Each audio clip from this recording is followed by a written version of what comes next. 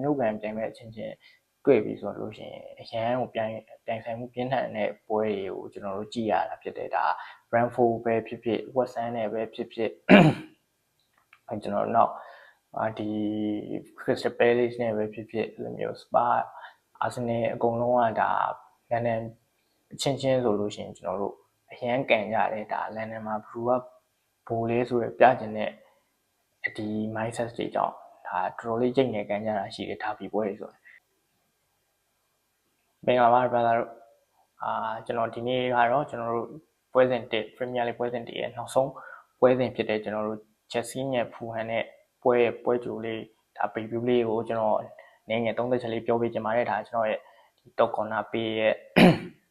တော့ကောင်းပါအောင်ကျွန်တော် YouTube ကောင်းပါအောင် Facebook ကောင်းပါအောင်ဒီ video လေးတွေစတိုက်တင်မှုရှိတဲ့အတွက်ကျွန်တော်ရဲ့ဒီ page လေးကို follow လေးလုပ်ပြီးတော့အောင် brother တို့ဟုတ်ပါဒီနေ့ညမှာတော့ဒါ Chelsea နဲ့ Fulham ပေါ့ဒါ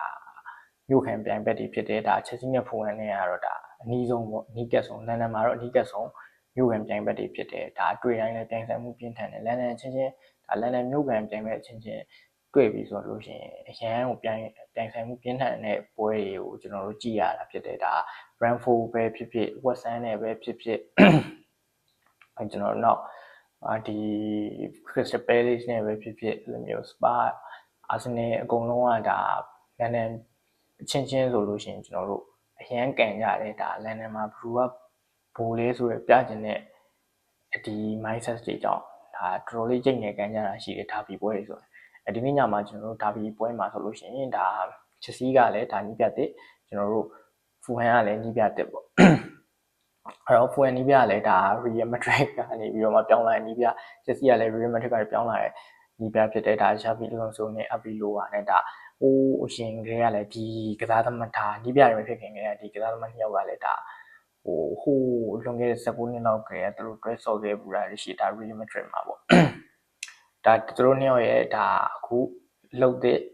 ပထမဆုံးပွဲဒါသူတို့နှစ်ယောက် rival ကိုစကြည့်ရတော့မယ်ဒါ Real မှာသူတို့မအောင်မြင်ခဲ့ကြဘူးနှစ်ယောက်လုံးကဒါဒီ dressing room ကိုလည်း control မလုပ်နိုင်ခဲ့ဘူးဒါသူတို့စိတ်ကြိုက် management မလုပ်ခဲ့ရတဲ့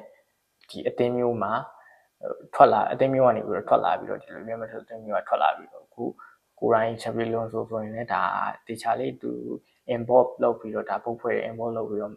management လုပ်လာတာတွေ့ရတယ်အဘီလိုကလည်းသူကြိုက်တဲ့လူတွေဒီ Fulham ကနေပြီးတော့ခေါ်ပေးထားတာရှိတယ်ပေါ့အဲ့တော့ဒီနီးပြနှစ်ယောက်ကဒါသူတို့နှစ်ယောက်လုံးကဒါလွတ်လပ်လက်ဒါ management လုပ်လို့ရတဲ့အသင်းမှာဒါသူတို့ရှားဒီလိုခြေတန်းပွဲတွေအခုစပြီးတော့ကစားတဲ့အချိန်မှာနှစ်သင်းလုံးကတော့ဒါ Premier League အတွက် ready ဖြစ်နေပြီဆိုတော့ပြသနေတဲ့အကုန်နှစ်သင်းလုံးရဲ့ team form လေးတွေကလည်းကောင်းတယ်ဒါပေမဲ့ကျွန်တော် Fulham ဘက်ကိုတစ်ချက်ပြောချင်တာက Fulham ကကြတော့ကျွန်တော်တို့အခု Harry Wilson ဒါသူတို့မနစ်က Harry Wilson ကြောင့်ဒါ mid table မှာတော်တော်လေးဒါအမှတ်ကောင်းခဲ့တယ်ပေါ့ဒါသူကယ်ခဲ့တဲ့အလုံးလေးရှိတယ်ဒါပေမဲ့အခု league ကိုထွက်သွားတဲ့အချိန်မှာ Harry Wilson league ကိုထွက်သွားတဲ့အချိန်မှာသူတို့ဒါ Real Madrid ကကစားသမားတွေဖြစ်တဲ့ Palacios တို့ဒီGonzalo Garcia တို့ဒါတိုက်စစ်ကနေပြီးတော့မှထပ်ပြီးတော့မှဖြည့်ထားတယ်ပေါ့ဒါ Fulham ဘက်ကနေပြီးတော့ဒါ Messi ကစားသမား Oscar Bob လေးကိုလည်းထပ်ပြီးဖြည့်ထားတယ်ရှင်းသွဲလူစီကတော့ကျွန်တော်တို့ Joshua King တို့ဒီလိုကစားသမားတွေနောက်ထပ်မှဆိုရင်လည်း Anderson တို့Brandon တို့ဒါကိုသမား Brandon တို့နဲ့ဒါ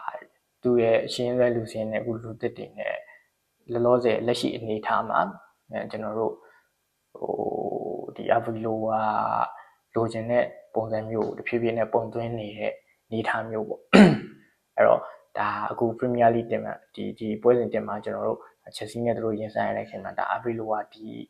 အသင်းပေါ်မှာဘယ်လောက်ထိအားစိုက်ထားလဲဆိုတာဒီပွဲမှာစပြီးတော့ကျွန်တော်ကြည့်ရတော့မယ်ဒါတစ်ဖက်က Chelsea ကြတော့လေ Chelsea မှာတော့ကျွန်တော်တို့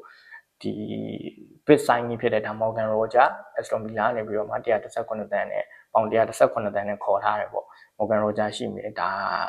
ကျွန်တော်တို့နောက်တန်းမှာဒါ Masters like Christ ရှိမယ်ဒါလူသစ်တွေပေါ့တကယ်ထောက်တိုင်အနေနဲ့ခေါ်ထားတဲ့ဒါ first line ဝင်မဲ့လူသစ်တွေဖြည့်ထားတယ်ဒါကွင်းလယ်ပိုင်းမှာဆိုရင်လည်းကျွန်တော်တို့ Platin Bago တို့ဒီလိုကစားသမားမျိုးတွေဖြည့်ထားတယ်ကျွန်တော်တို့ဒီ win back တွေမှာဆိုရင်ဒါတွေ့တက်လောင်းမှုအတွက်ဒါ Gusto ညမှာဆိုလို့ရှိရင်ကျွန်တော် Palestra ခေါ်ထားတယ်ဒီဘက် Cucurella ရဲ့နေရာကိုဖြည့်ဖို့အတွက်ကတော့ဒါ Pet Chavarria ဆိုရဲ Rayo Vallecano ကဒီနောက်တန်းကိုဖြည့်ထားတယ်ပေါ့ဒါ Spain ကစားသမားပဲ အဲ့တော့ ချက်စီကဒီနေ့မှာတော်တော်လေးသူတို့အဝင်အထွက်တွေများတယ်ပေါ့အထွက်ကစားသမားတွေလည်းတော်တော်လေးများသလိုဝင်ကစားသမားတွေလည်းတော်တော်လေးများဒီအချိန်မှာဒါသူတို့ရဲ့လေ့ကျင့်ကွင်းမှာတော့ဒါ2သင်းခွဲပြီးတော့မှAသင်းနဲ့Bသင်းအဲ့လိုမျိုး2သင်းခွဲပြီးတော့ဒါ first line ကသွားမယ်တကယ်ပြိုင်ပွဲဆုံးကန်မဲ့အသင်းတစ်သင်းကလေ့ကျင့်နေအဲ့ဒီရဲ့တစ်ချမ်းမှာတော့ကျွန်တော်တို့နောက်ရောင်းထုတ်မဲ့ကစားသမားတွေငှားချမဲ့ကစားသမားတွေကိုတက်လေ့ကျင့်ခိုင်းထားတယ်အဲ့လိုသဘောမျိုးအနေနဲ့သွားတာပေါ့အဲ့တော့ဒီနေ့ညမှာဒါဒီ Xabi Alonso ရဲ့ကျွန်တော်တို့ဒီ management ကဘယ်လောက်ထိကောင်းလဲကျွန်တော်တို့ဒါအရှိကကျွန်တော်တို့ဒီနောက်ဆုံးကစားခဲ့တဲ့ဒါ Precision Store မှာဒါ Real Sociedad ကိုလည်းတော်တော်အသားရသူတို့ဒေချာလေးထိန်းချုပ်ကစားပြီးတော့ဒါ Xabi Alonso ရဲ့ကွက်ဒီကစားကွက်ကိုကျွန်တော်တို့ကိုယ်ကိုမြင်ခဲ့ရတယ်ပေါ့ဒါအဓိကတော့သူ3-4-2-1ကိုတုံးမယ်တကယ် win back တွေမှာတကယ်ဟိုအတက်ဆင်းနဲ့ဟိုတကယ်ဒီကိုဘယ်လိုပြောမလဲ chance creator တွေလုံနိုင်တဲ့ကိုသွင်းရတယ်သွင်းနိုင်မဲ့ဒီ win back တွေကိုသူတုံးနေတယ်ပေါ့ဒါဒီကျွန်တော်တို့ရှေ့ပွဲတွေမှာဆိုလို့ရှိရင်ဒါ pre-season မှာဆိုလို့ရှိရင်ဒါ Neto နဲ့ကျွန်တော်တို့ဒီ Palestra တို့တကယ် Palestra ဆိုရင်လည်းဒီဘက် left wing back မှာထားပြီးတော့တုံးတယ်ဒီ Neto right wing back မှာထားပြီးတော့ကျွန်တော်တို့ attacking ဒီ wing back တွေရဲ့တကယ် chance တွေကနေပြီးတော့မှကျွန်တော် attacking သွားတဲ့သဘောမျိုးတွေ့ရတယ်တိုက်စစ်မှာတော့ကျွန်တော်တို့ဒီ João Pedro ပဲအဓိကတုံးဖို့များတယ်ပေါ့ဒါ João Pedro Roger Copama ပေါ့ဒါနောက်ကသူတို့ဒီ second striker 2ယောက်နဲ့ဒီလိုမျိုးဒီ Roger နဲ့ Copama နဲ့2ယောက်နောက်ကနေလိုက်ပြီးတော့ဆော့ပေးမယ်ပေါ့ဒီလိုမျိုးပုံစံသူ foul လေးပြင်လာဖို့တွေ့ရတယ်ကွက်လက်မှာတော့ Caicedo ကျွန်တော် Enzo Fernandez ပိုင်းပါမယ်ဒါ Enzo ကလည်းဟိုထွက်ဒီတွေ့ရဒီ transfer မှာနည်းနည်းလေးသူကိစ္စလေးကလည်းနည်းနည်းရှုပ်နေတော့ဒါဒီပထမပွဲမှာတော့ပါနိုင်မယ်ဒါပေမဲ့ deadline မတိုင်ခင်မှာတော့သူ့ Man City ကခေါ်နိုင်တဲ့အတွက်ဒီကွင်းလယ်ပိုင်းကတော့ Caicedo တယောက်လောက်ပဲတေးကြပြီးတော့ကျွန်တော် first line at တွေကတော့ကျွန်တော်တို့မှန်းရခံမယ်ပေါ့နောက်တန်းဆိုရင်လည်းကျွန်တော်တို့အရှိရ Neto နဲ့ Palestra ပဲထုတ်မလားဒါမှမဟုတ်လို့ရှိရင် Palestra နဲ့ Chavarria ပဲထုတ်မလားဒီ Real Sociedad နဲ့နေရဆိုရင်ကျွန်တော် Jane ကိုကွင်းလယ်ထားဆိုတော့ Jane ကိုပဲကွင်းလယ် Caicedo နဲ့တွဲဆုံမလား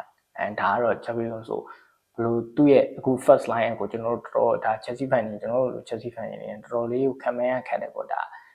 ဟိုကျွန်တော်အနေနဲ့တော့ဒါသူ Neto တို့ Palestra တို့ပဲဒါ first line အနေနဲ့ထုတ်လာမလားဒီလိုတော့ခံမှန်းထားရပေါ့ဒါမဲ့လည်း